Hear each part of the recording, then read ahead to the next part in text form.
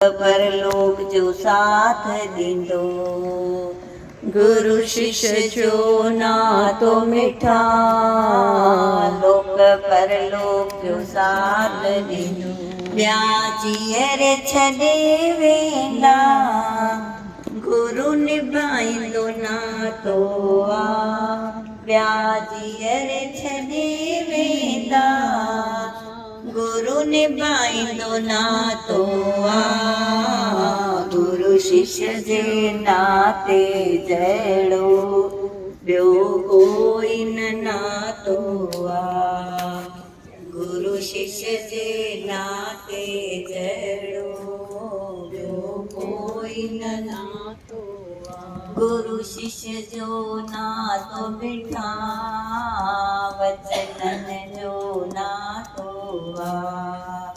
गुरु शिष्य जो नातो मिठा, वचननि जो नातो आ।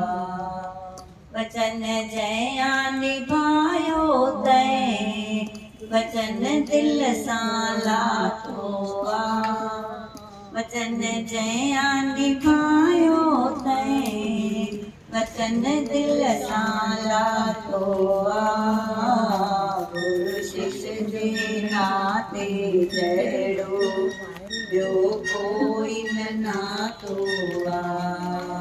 गुरु शिष्य जे नाते जहिड़ो ॿियो कोई न नातो। प्यासी तूं मुक्त थींदे माया जे जकड़नि खां। प्यासी तूं मुक्त थींदे माया जे जकड़नि खां। हल परदीप उन रस्ते, गुरु ॾेखारींदो रस्तो आ। हल संगत उन रस्ते, गुरु ॾेखारींदो रस्तो आ। गुरु शिष्य जे नाते जहिड़ो ॿियो कोई न नातो आ। गुरु शिष्य जे नाते जहिड़ो ॿियो कोई न नातो आ। जय बाबा।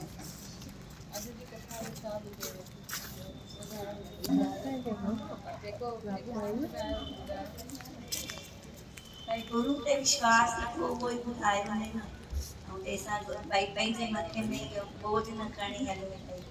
हेठि रखी करे हलो, गुरु पाण ई पहुचाईंदो। अगरि उते किटी कढाई न हुए तो मथे ते न रखो, हेठि रखो जी जगह। आपको क्या समझा सत्संग बताओ? कौन सी पॉइंट ली आपने सत्संग से? एक बोझ वाली। और बताओ, अभी न्यू पॉइंट बताओ। एक बोझ वाली हो गई, अभी दूसरी। अच्छा लगा। और कौन सी पॉइंट ली आपने? आज कौन सी पॉइंट फॉलो करोगे? दिया ना, बोलोगे बताओ ना। आप बताओ कौन सी आता है ना आपको? सब अच्छा था। पॉइंट कौन सी?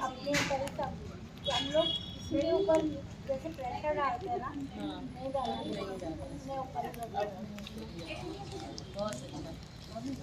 सभी एक पॉइंट ॿुधायो सत्संग को छा कयूं? कोई बोलना नहीं, शांति मिलती है।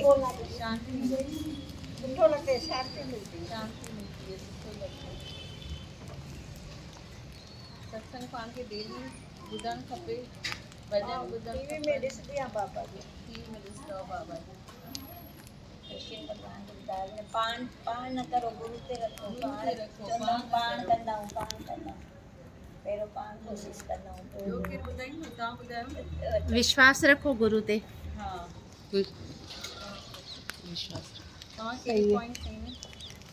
इहे न लगेज वारो ॾाढो वणे मूंखे। लगेज वारो न? हा, जेतिरो चओ न, सोचे सोच न होवे जे सोची लखवार। असांजे सोचण सां कुझु थिया त पाण त पूरी लाइफ ई हाणे मिलिया ॿुढा थी विया हुजूं हाणे।